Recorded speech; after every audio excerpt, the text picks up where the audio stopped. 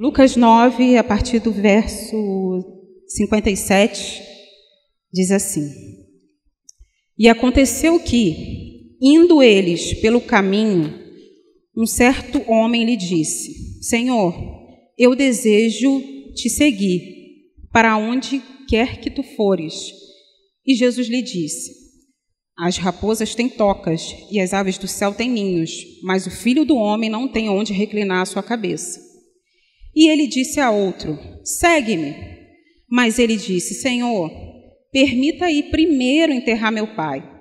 Jesus lhe disse: Deixa que os mortos enterrem os seus mortos, mas vai tu e prega o reino de Deus. E a outro também disse: Senhor, eu desejo te seguir, mas deixa-me primeiro despedir-me dos que estão em minha casa. E Jesus lhe disse: Nenhum homem, tendo posto a mão no arado e olhando para trás, é apto para o reino de Deus. Só até aqui, amém? Meditando nessa palavra, já desde o ano passado, e algum tempo atrás, sempre quando eu lia, principalmente o verso 59 e o verso 60, eu nunca tive coragem de verbalizar, mas o que eu sentia, o que passava na minha mente é que, caramba, agora Jesus pegou pesado. Por quê? Aqui a gente vai tratar assim, há 3 personagens aqui, né?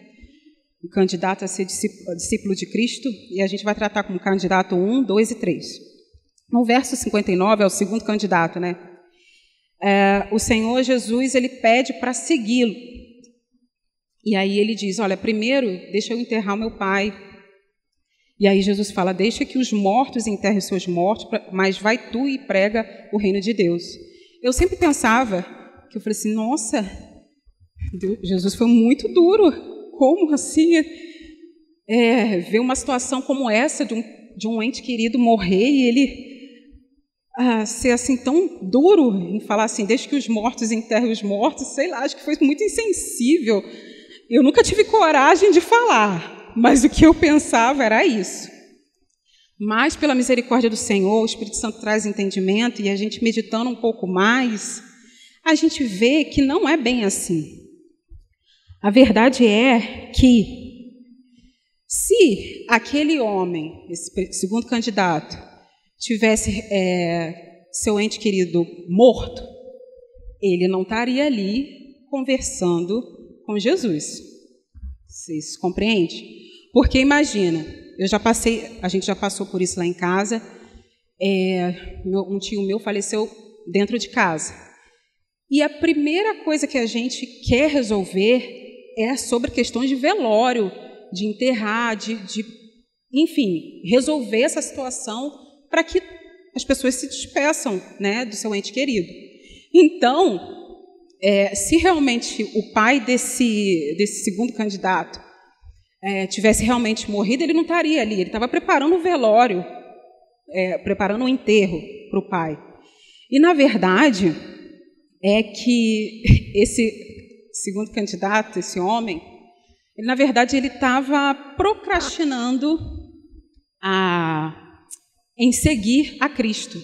Né? A gente não sabe qual era a condição física do pai desse homem, mas vamos supor que ele estava um homem bem de saúde, então ele iria viver, vamos supor assim, uns 30 anos, ia viver por mais 30 anos.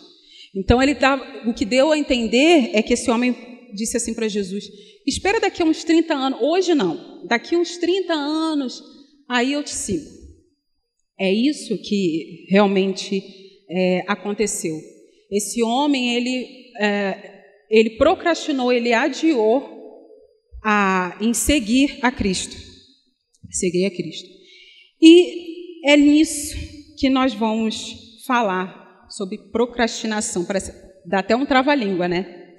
Então, para a gente entender o que é isso, no dicionário, a palavra procrastinar significa transferir para outro dia, ou deixar para depois, adiar, delongar, postergar, protrair. Ou seja, então a gente já sabe o que é procrastinar. é adiar, ou então empurrar com a barriga, né? Que a maioria das pessoas falam, empurrando com a barriga. Bem, na leitura, a palavra não dá muitos detalhes, mas assim, pode ser que eu esteja enganada, mas talvez o posicionamento desse segundo candidato se deu porque ele ouviu a resposta, o que o Senhor Jesus disse ao primeiro. Que ao contrário do segundo, o primeiro, o Senhor Jesus não chamou de pronto, ele se candidatou aí. Ele falou assim, lá no versículo 57, e aconteceu que, indo eles pelo caminho, certo homem lhe disse, Senhor, eu desejo te seguir para onde quer que tu fores. E aí o Senhor Jesus fala, olha, as raposas têm tocas e as aves do céu têm ninhos, mas o Filho do Homem não tem onde reclinar a sua cabeça. Então, eu não sei, pode ser que ele estivesse por perto e ele ouviu, falou assim, olha, bem, se eu seguir a Cristo, eu vou passar por essa situação. Então eu vou. E aí Jesus olha para ele, segue-me. Ele fala assim, não, hoje não. Depois eu te sigo. Enfim, o fato é que no nosso dia a dia, todo ser humano, isso não é exclusividade de um ou de outro, todos nós, um dia, adiamos muitas coisas na nossa vida, né? Seja no nosso dia a dia, seja na vida espiritual. E aí eu vou dar um exemplo clássico no nosso dia a dia. Uma coisa clássica que é crucial e que a gente sempre adia, eu estou inclusa nisso também, que é a questão da saúde, né? Nós sabemos o que é bom para a gente, o que faz mal para a gente. Muitos de nós já fomos orientados pelos médicos que a gente precisa ter uma boa alimentação, que a gente precisa praticar exercício físico, né? Porque se isso não acontecer, isso vai acarretar vários problemas, se não é que já está acontecendo. Mas o que a gente faz? A gente transfere para segunda-feira. Segunda-feira eu começo a dieta. Segunda-feira eu começo a treinar. Segunda-feira eu vou caminhar.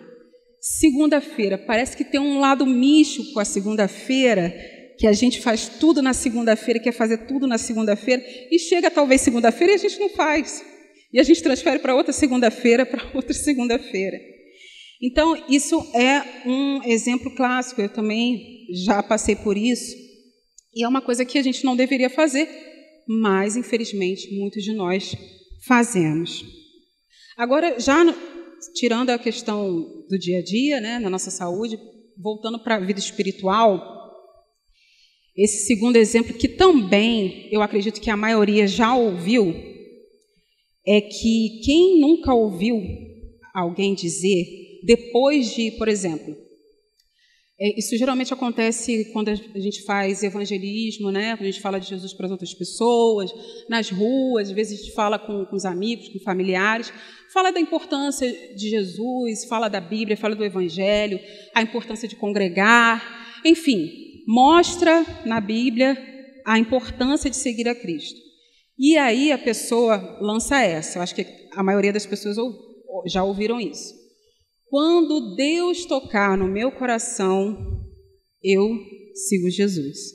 Quando Deus tocar no meu coração, eu largo tal coisa. Quando Deus tocar no meu coração, eu faço isso, eu faço aquilo, faço isso, faço aquilo. Na verdade, aquela pessoa, ela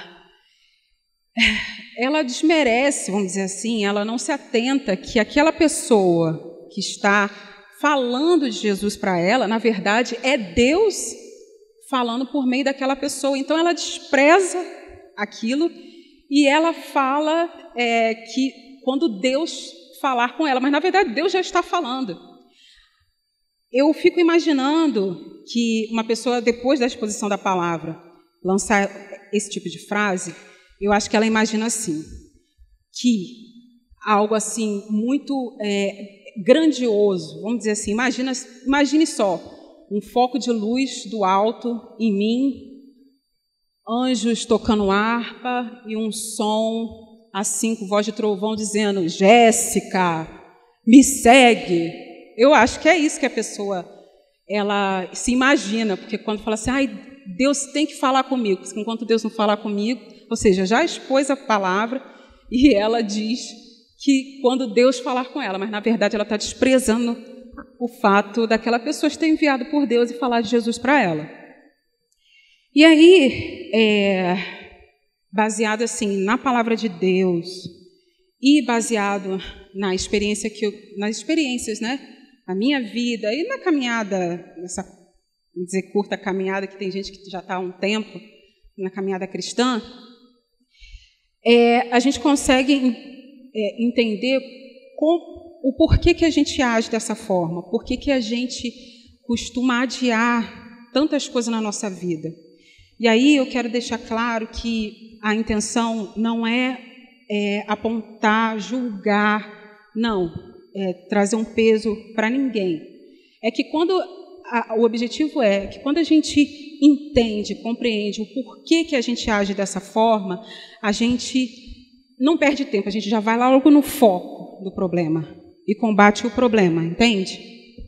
Então, eu encontrei algumas coisas que pode trazer clareza em relação ao porquê que agimos dessa forma, porquê que a gente adia tanto. E aí eu quero convidar vocês a abrir lá em João 3, a partir do verso 19. Uma primeira razão que eu nomeei 3. A primeira razão que eu vejo número 1, o medo de que os nossos pecados, medo que seja exposto e que como que a gente vai lidar com isso e o fato da gente não querer abandonar, talvez, né? Por que disso? Lá em João 3,19, diz assim, a palavra de Deus, o próprio Jesus fala: e a condenação é esta, que a luz veio ao mundo e os homens amaram mais as trevas do que a luz, porque seus atos eram maus. Porque todo aquele que faz o mal odeia a luz e não vem para a luz para que seus atos não sejam reprovados. Mas quem pratica a verdade vem para a luz para que seus atos possam ser manifestos, pois eles são forjados em Deus. Ou seja, à medida que a gente se aproxima da luz, que é a palavra de Deus, fica muito mais evidente aquilo que os nossos erros. Porque a palavra de Deus diz que a palavra é lâmpada para os meus pés e luz para os meus caminhos. Então fica muito mais fácil quando a gente se aproxima, cada vez mais se aproxima mais do Senhor, fica muito mais evidente os nossos erros. E aí, quem de fato odeia a luz, ela não quer que aquilo venha a ser exposto, ela não quer resolver aquilo. A verdade é que ela quer ficar com aquilo para si. Ela não quer, o prazer dela é maior ficar com o erro, com o pecado, do que abandonar. E isso serve não só para as pessoas que não conhecem a palavra, mas também para as pessoas que já têm acesso à palavra, têm acesso ao Evangelho, mas que, infelizmente, escolhe o que é conveniente para ela em relação à palavra. Como assim? Hoje se fala muito assim, Jesus é amor, realmente, Jesus é amor. Mas quando fala sobre que Jesus é justiça, que Deus se ira, então ela, não, que isso? Isso não me cabe. Então, eu fico com a parte que Deus é amor e desprezo que Deus se ira.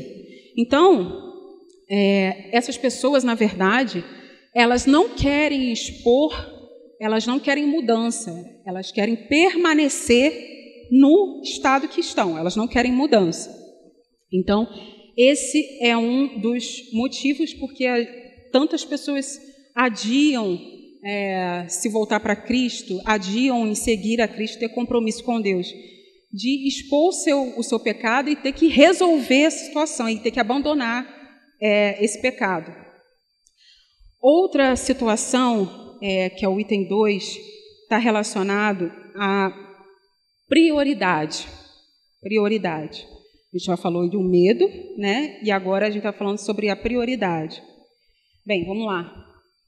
Quando a gente deixa de fazer algo, a gente tem algumas coisas para fazer, né? Nosso dia a dia, vamos supor.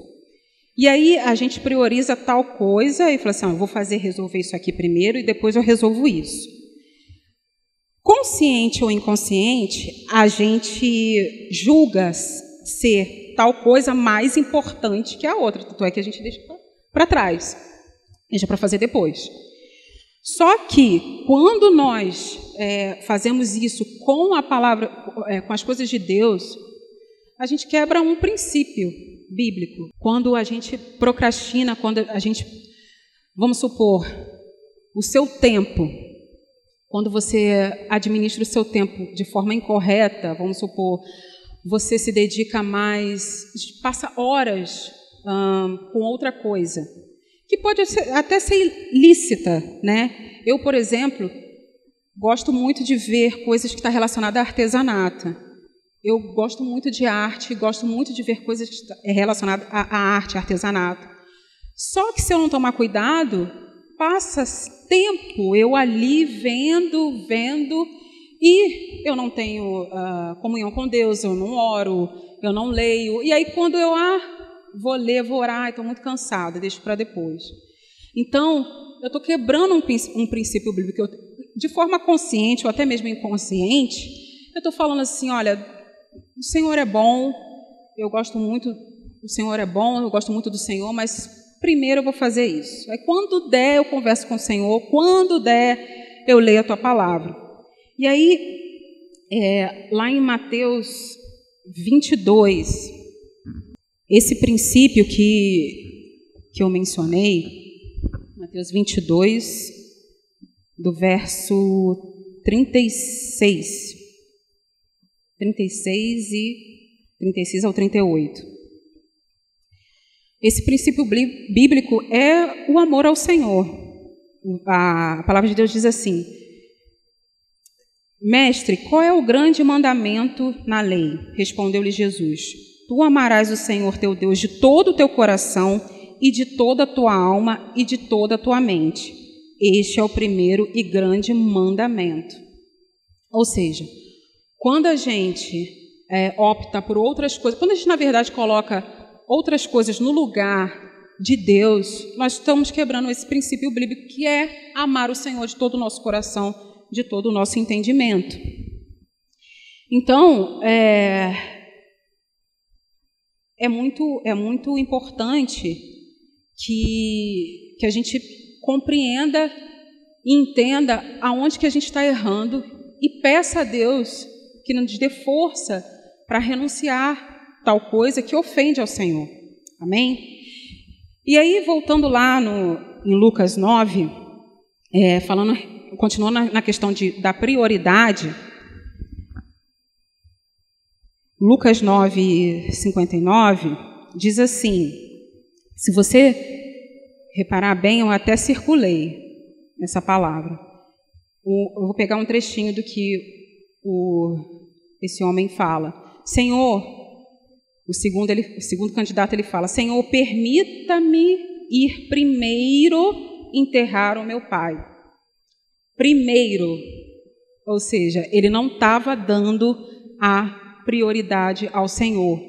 Eu até circulei, se você quiser circular na sua Bíblia, você vai sempre lembrar da questão da prioridade.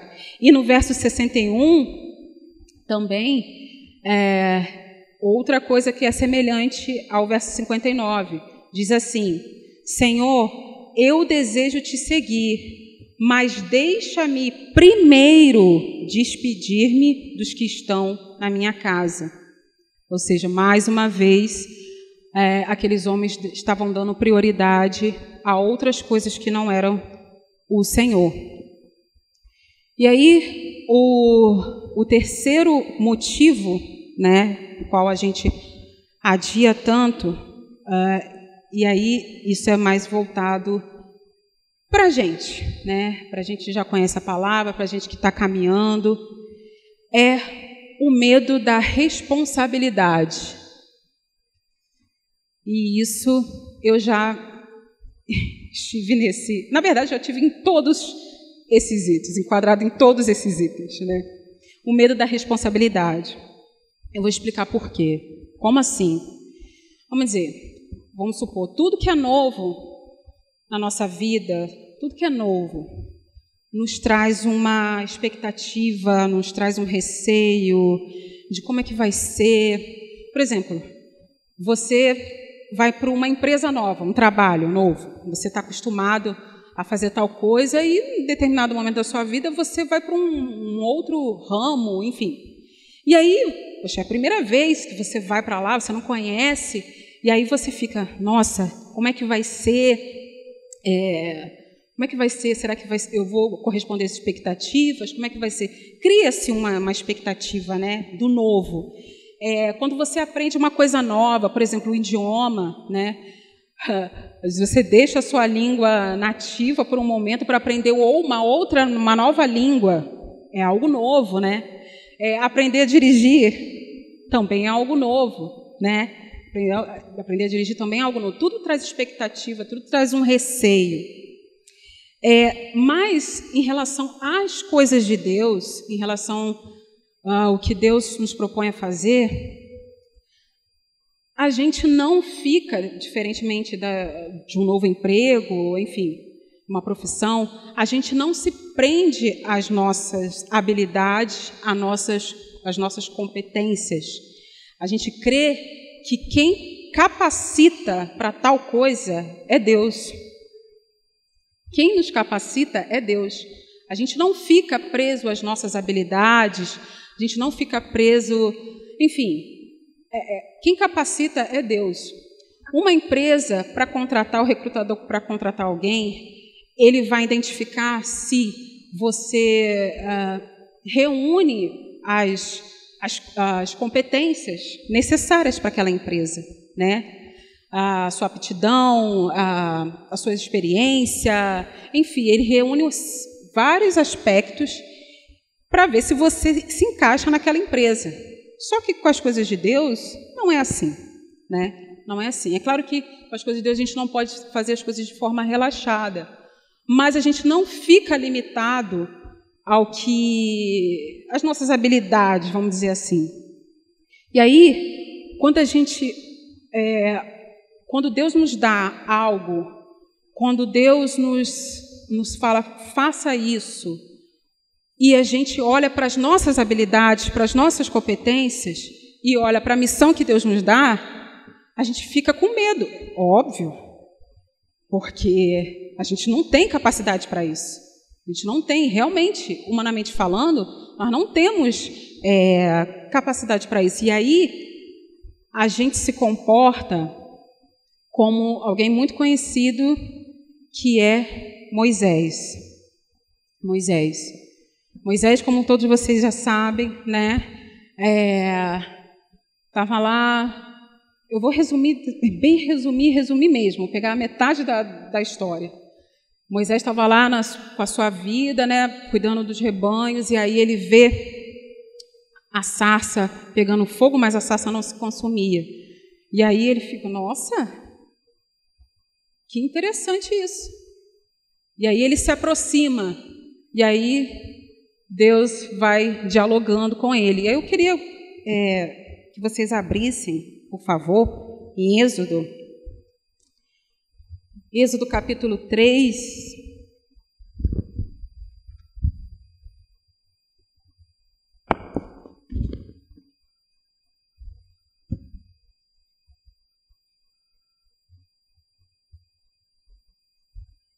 Êxodo capítulo 3, o 3 e 4, narra, né, como Deus se apresentou a Moisés, a missão que ele deu para Moisés fazer. E a gente vê, se eu não me engano, são cinco desculpas que Moisés dá e com certeza a gente acaba se encaixando em alguma. E aí a gente vai ver a desculpa que ele dá e o contra-argumento que Deus dá para Moisés, né? A primeira desculpa que nós vimos em Êxodo, capítulo 3, no verso 11, isso, obrigada, pastor. No verso 11, diz assim, primeiro Moisés, Deus se apresenta, olha, eu sou o Deus dos seus pais, enfim. E aí eu tenho uma missão para você, porque meu povo, eu vi a situação que meu povo está. Meu povo tem sofrido e você vai libertar o meu povo. E, gente, humanamente falando, realmente, era uma missão, uma mega missão. Porque, vê se vocês entendem, a situação que o povo estava passando, eles estavam passando por uma coisa de escravidão, não tinha um regime democrático, não existia democracia, era escravidão. O faraó era um ditador. Aí você imagina, nos tempos de hoje, você para uma Coreia do Norte e falar com um ditador, olha, liberta os cristãos. É uma missão quase suicida, vamos dizer assim, né? Porque ele poderia matá-lo. Então, humanamente falando, é impossível para Moisés. Mas aí, Moisés, ele diz assim, 3:11, Moisés disse a Deus, quem sou eu para que vá a Faraó e para que tire os filhos de Israel do Egito? Ele primeiro já se apresenta. Quem sou eu? Quem sou eu? E essa pergunta pode ter ecoado nas nossas mentes alguma vez. Quem sou eu para fazer tal coisa? Quem sou eu? Quem sou eu para fazer tal coisa? Deus manda a gente fazer alguma coisa e a gente fala assim, quem sou eu, meu irmão? Quem sou eu? E aí, interessante que no verso 12, Deus, ele responde, e ele disse, certamente estarei contigo, e este será um sinal para ti, de que te enviei. Vou parar até aí. Bem, Deus, é hoje que eu parei para analisar esse versículo. Só abrindo um parêntese. Quando Moisés fala assim, quem sou eu? Aí Deus responde assim, certamente estarei contigo. Parece que implicitamente Deus fala assim, realmente, quem é você? Mas se eu te ordenei e estou contigo, vai dar certo. Então, primeira coisa, quando Deus nos dá uma missão, né, algo para fazer, a gente pode até se perguntar, quem sou eu? Mas se Deus te mandou ir e Ele está com você, vai dar certo. Vai dar certo, porque foi Ele que te enviou. E se Ele está, se Ele confirmou, se Deus está, vai. Então, Deus em nenhum momento Ele falou assim, você, Moisés, você é um homem que reúne todas as competências que eu preciso para tal missão. Você reúne todas as coisas que eu preciso. Você é um cara eloquente, você reúne todas as competências. Não, Deus ele falou logo, certamente estarei contigo. Ou seja, não importa quem você é, eu estou contigo, né? E se nós temos o Espírito Santo em nós, é claro que, como eu falei, tudo que é novo nos traz uma expectativa, nos traz um receio, né? A exemplo, eu aqui. Mas eu creio que Deus me capacita, tem capacitado. Não, eu não estou aqui firmado nas minhas habilidades, mas eu estou firmado, e a gente nem pode, né? A gente tem que depender de Deus exclusivamente, não das nossas competências. E aí, Deus fala, eu estou contigo. Ponto. A segunda desculpa é que Moisés fala, o que eu vou dizer? O que eu vou dizer? Quando chegar lá, o que eu vou dizer? E aí, vê se a gente não se enquadra numa situação dessa. O que eu vou dizer? Eu não sei o que dizer. E aí? Quando Quando tal situação acontecer, o que eu vou dizer? E aí, Deus fala no verso 14. E disse Deus a Moisés: eu sou o que sou. Amém? Eu sou o que sou. Confia. Eu sou o que sou. Ponto. Eu sou o que sou. A terceira desculpa que Moisés apresenta para Deus é que, olha, tá, mas eles não vão crer. Eu vou chegar lá, eles não vão crer em mim. Eles não vão crer. E lá no Êxodo 4, já no capítulo 4, né? Verso 2, eu não vou ler tudo para a gente ganhar um pouco mais de tempo, mas resumidamente, Moisés se apresenta depois e fala assim: como que eles vão crer em mim? E aí Deus fala assim: olha, o que você tem na mão? Tem um cajado. Joga o cajado no chão. O cajado ele jogou, o cajado virou uma serpente. E aí Deus fala: pega pela cauda da serpente. Aí ele pegou a cauda da serpente e aquela serpente voltou a ser cajado. Mega sinal, né? Outro sinal. Pega a sua mão, coloca no peito. Tá, coloquei no peito. Agora olha para sua mão. Cheio de pereba. E agora? Coloca a mão de novo no peito. E tá boa de novo. Outro sinal. Mega sinal também, né? Mas cajado que virou serpente, a mão que estava leprosa ficou boa. E aí Deus fala: olha, se eles não crerem no primeiro sinal, no segundo sinal, eu vou transformar a água em sangue. Beleza, então Deus vai vendo que Deus vai contra-argumentando a todas as objeções que Moisés apresentava para Deus para não cumprir a missão. E aí, quarta desculpa. Aí Moisés diz: eu não sou bom nas palavras. Eu já ouvi muito. Eu falei assim: olha, eu não falo bem, sabe? Eu não me expresso bem, eu não sei me portar, não falo bem. E aí Deus diz lá no capítulo 4, agora no verso 11 e 12, diz assim: o Senhor disse: quem fez a boca do homem? Quem fez o mudo, o surdo, o que vê ou o cego? Não fiz eu, o Senhor?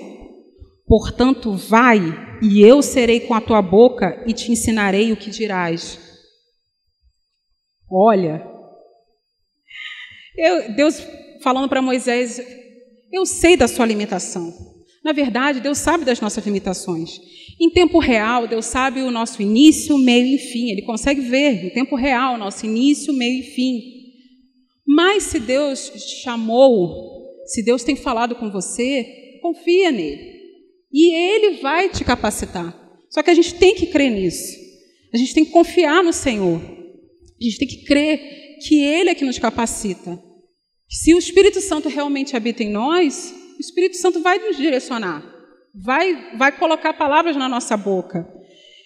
Talvez a gente, ai meu Deus, eu não sei o que falar, mas numa situação vem uns versículos. Quem já passou por isso? Vem uns versículos e a gente depois para. Como é que veio isso? É a ação do Espírito Santo. É a ação do Espírito Santo. Então, a gente tem que confiar no Senhor que Deus nos capacita. Só que aí o que acontece? A gente vai vendo que o ser humano vai testando a paciência de Deus. Vai testando. Porque quando o Senhor fala: quem fez a boca do homem? O Senhor já estava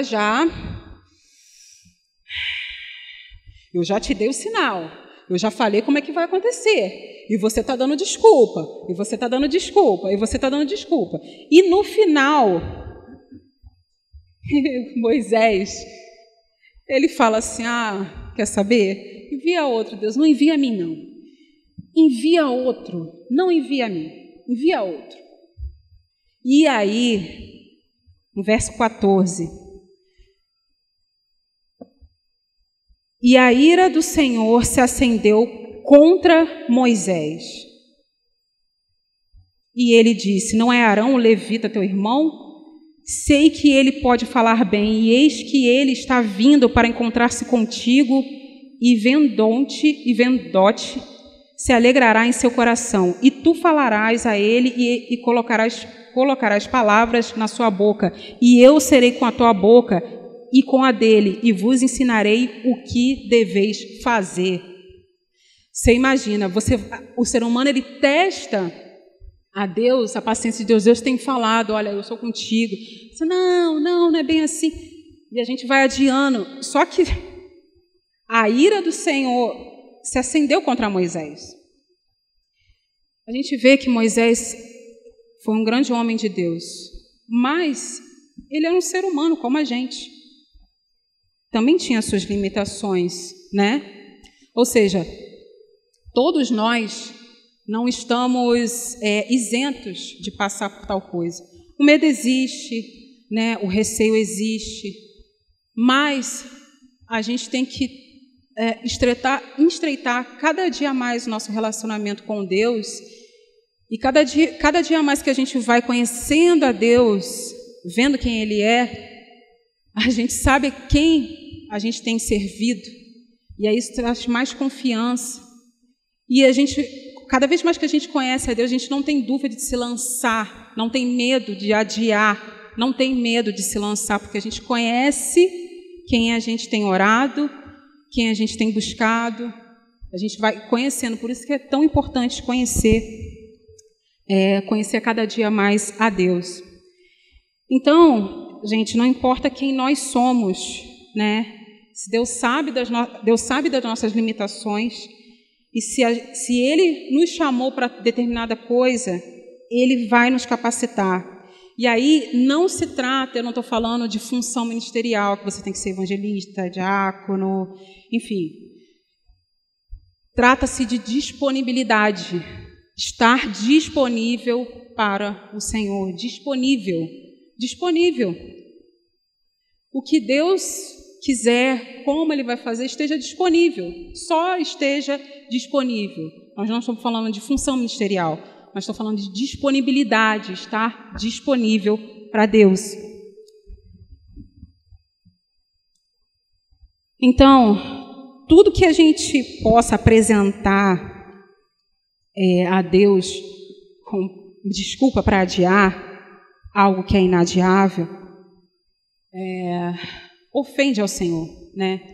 Seja pela primeira situação de não querer abandonar o pecado, seja por questão de prioridade, você não dar prioridade ao Senhor, seja por medo do que isso pode acarretar, da responsabilidade. O medo, às vezes, está disfarçado de uma frase assim: as coisas de Deus é coisa séria, eu não vou me envolver, que a coisa de Deus é coisa séria. Agora, você imagina, eu concordo com você, realmente, as coisas de Deus, coisa séria, seríssima.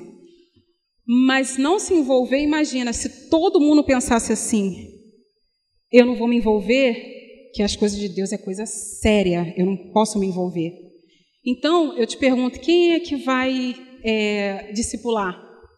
Quem é que vai ensinar a palavra? Quem é que vai pregar? Quem é que vai visitar os órfãos e as viúvas? Quem? Se todo mundo pensa assim. Se todo mundo pensa assim, que realmente as coisas de Deus é algo muito sério. Tanto é que Moisés, quando ele se aproximou, foi se aproximando da sarça, e Deus viu que ele estava se aproximando, Deus falou assim: Moisés, tira a sandália dos pés, porque o lugar onde estás é terra santa. Então, para começar, se santifica, não entra na minha presença de qualquer maneira. Não faz as coisas de Deus de qualquer maneira. Eu tenho uma missão, mas entenda, não faça as coisas de qualquer maneira. Então, seja por um motivo ou outro, isso ofende ao Senhor, isso ofende. Mas, e isso é a maravilha que é o Evangelho. Por que a gente ofende tanto a Deus com isso e com tantas outras coisas? Por que Deus ainda não resetou a humanidade, vamos dizer assim? Por que Deus não acabou com a humanidade? Por que Deus ainda não deu cabo de tudo ainda? E aí, uma das respostas foi um versículo de Lucas. A gente vai voltar lá em Lucas. Lucas, capítulo 13. Essa passagem ela foi comentada até na casa dos irmãos Érico e Nana. Foi muito edificante. No capítulo 13, no verso 6, a partir do verso 6, diz assim, o Senhor veio com uma parábola, ele diz assim a palavra de Deus. Ele também falava esta parábola. Certo homem tinha uma figueira plantada na sua vinha. Ele foi buscar fruto nela e não o achou. Então ele disse ao vinhateiro: eis que há 3 anos eu venho buscar fruto nesta figueira e não acho. Corta, porque ela ocupa inutilmente a terra. E respondendo ele, disse-lhe: Senhor, deixa também este ano, até que eu cave em seu redor e a esterque ou adube. E se der fruto, bem. Se não, então depois tu a cortarás. O que esse versículo nos mostra? A longanimidade do Senhor para com as nossas vidas. Eu adiei por muitos anos, eu posterguei por muitos anos em conhecer a Deus, em abandonar o pecado. E Deus tinha motivos e muitos motivos para me cortar, vamos dizer assim. Mas, pela misericórdia do Senhor, o Senhor Jesus, Ele fala não só para mim, mas para todos nós. Senhor, espera mais um pouco. Espera que eu vou adubar. Eu vou cavar e eu vou colocar substâncias nessa terra. Eu vou adubar essa terra. Tenha um pouco de paciência. E aí como é que o Senhor exerceu a longanimidade sobre a minha vida?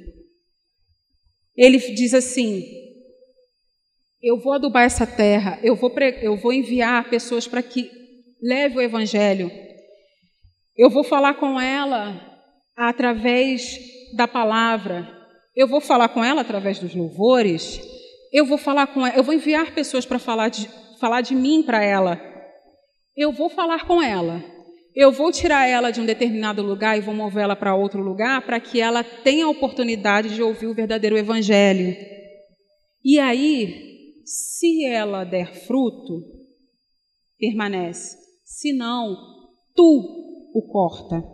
E aí é muito interessante quando ele diz assim, tu o corta. Ele diz para o dono, tu o corta. Tu o corta. Nós, seres humanos, nós não temos essa função de separar o joio do trigo.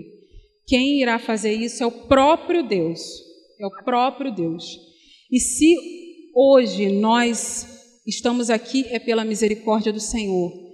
E se, às vezes a gente olha para muitos exemplos, né, de pessoas que viveram uma vida assim, totalmente desregada, eram ladrões, assassinos, e viveram uma vida assim. E no final da vida optaram por Cristo, seguiram a Cristo. Mas é porque, e aí muitas pessoas falam assim, poxa, viveu uma vida inteira fazendo coisa errada e agora é santo. Só que o que aconteceu com ele, o que aconteceu conosco, o que acontece conosco, é que a longanimidade do Senhor foi exercida sobre a vida dele e tem sido exercida na nossa vida. Com que objetivo? Para que a gente se arrependa. Para que a gente se arrependa.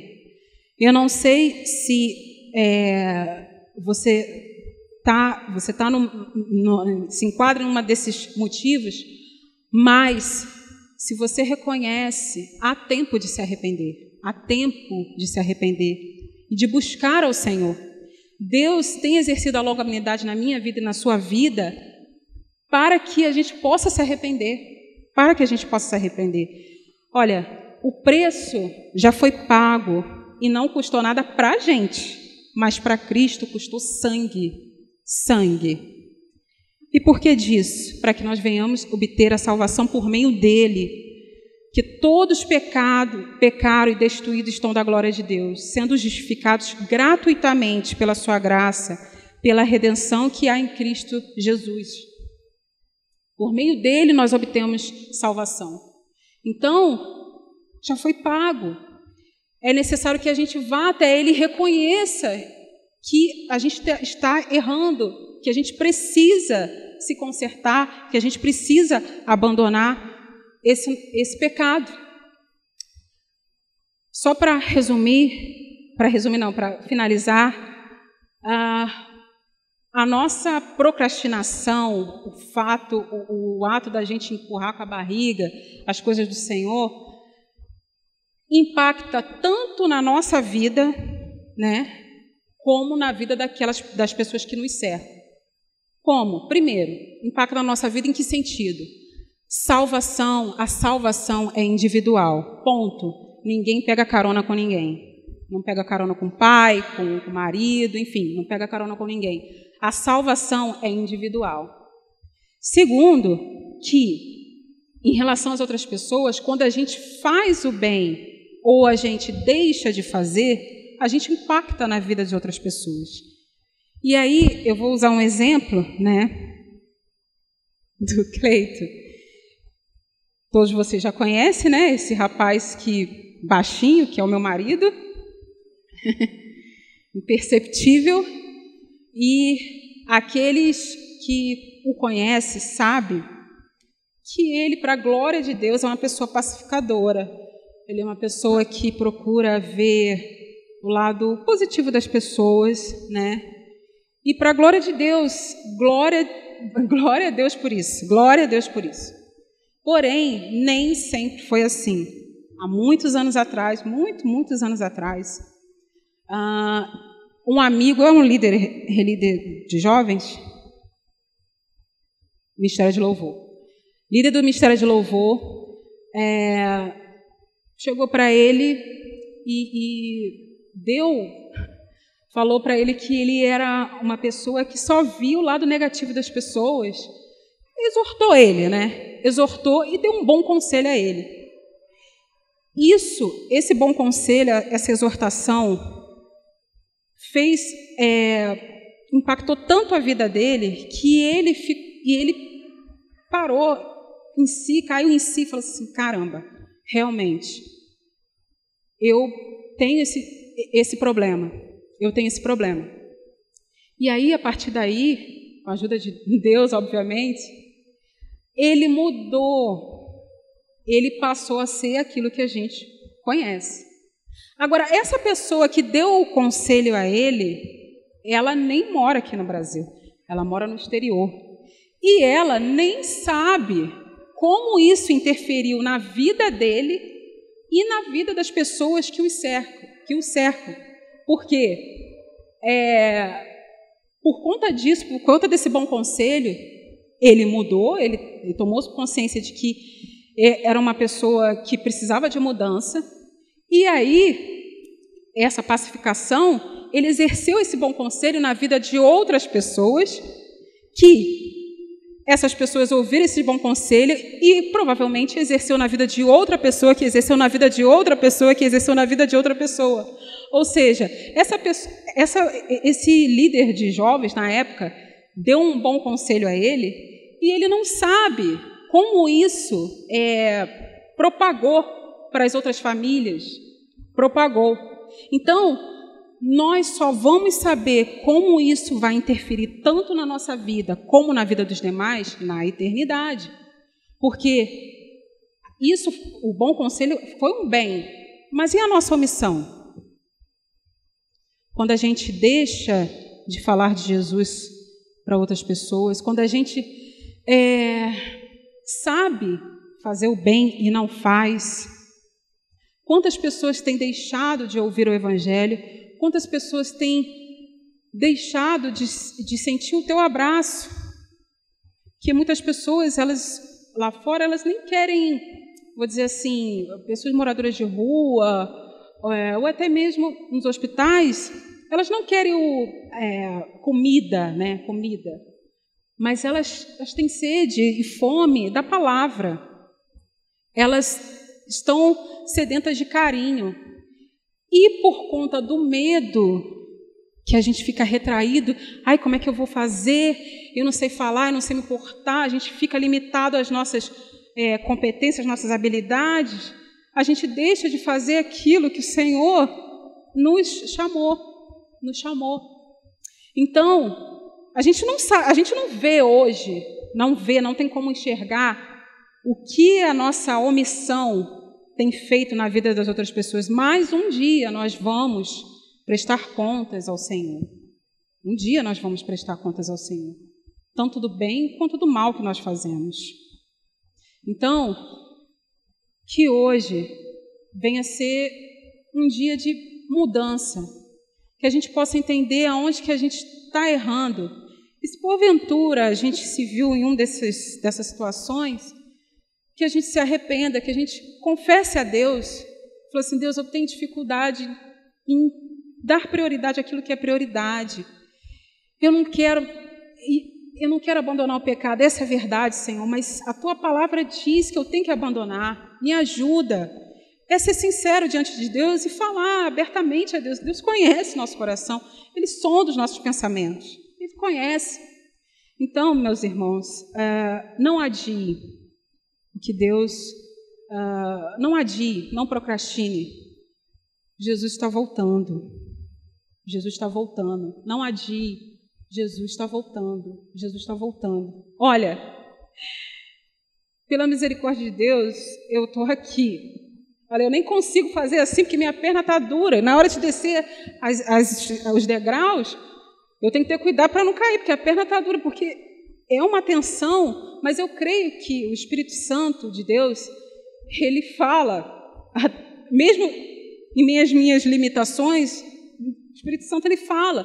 Então, se coloca disponível para o Senhor. Disponível, crendo que Ele é que capacita, Ele que dá a direção. E não troque a eternidade por aquilo que é momentâneo, que vai te levar para o inferno. Inferno.